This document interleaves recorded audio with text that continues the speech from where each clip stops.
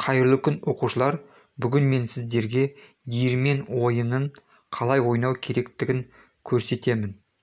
Диірмен ойынында 9-9-дан диірмен тастары болады. Осы диірмен тастарын көлденең және тігінен 3 қатардан жинау арқылы қою керек.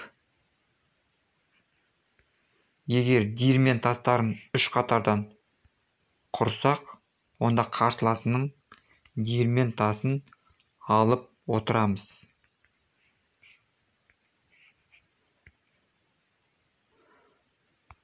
Мұнда ойында диірмен тастарын 3 қатардан жинауға жол бермей жауып отыру керек. Мысалы, осылай жүрді, жауып отырамыз.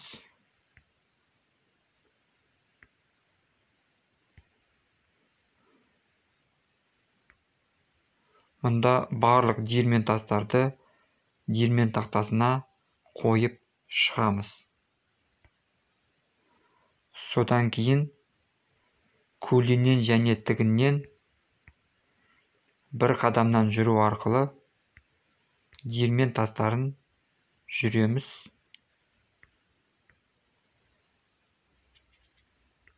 Және де жүру арқылы 3 қатардан құрып, қарсыласымыздың диірмен тастарын алып отырамыз.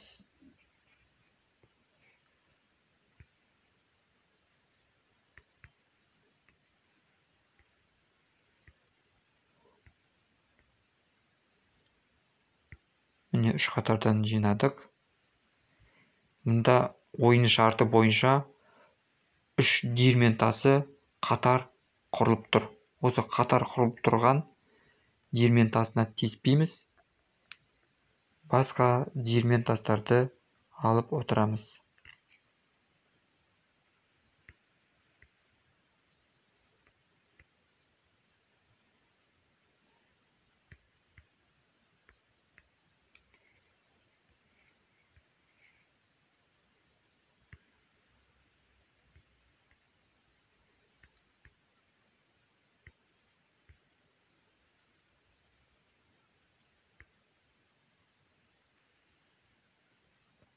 Егер диірмен тастарын көлденең жинасақ, ол есептелмейді.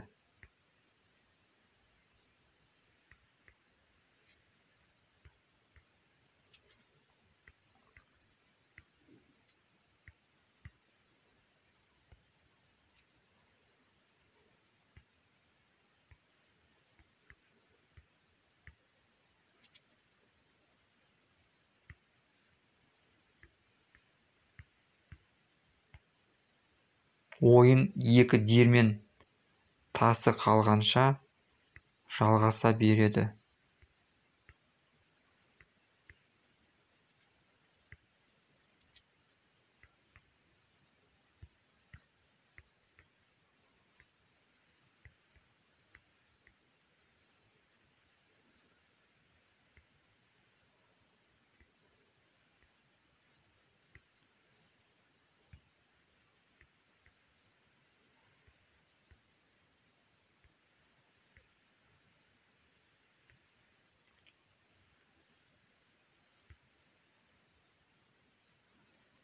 Міне 20 жүрістен кейін егер ойын нәтижесі өзгермесе, ойын тең аяқталады.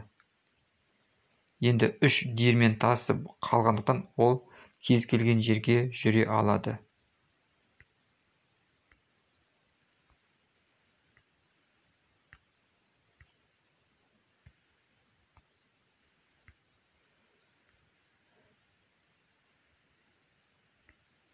Ойыншыда 2 диірмен тасы қалса, ол жеңіліске ұшырайды.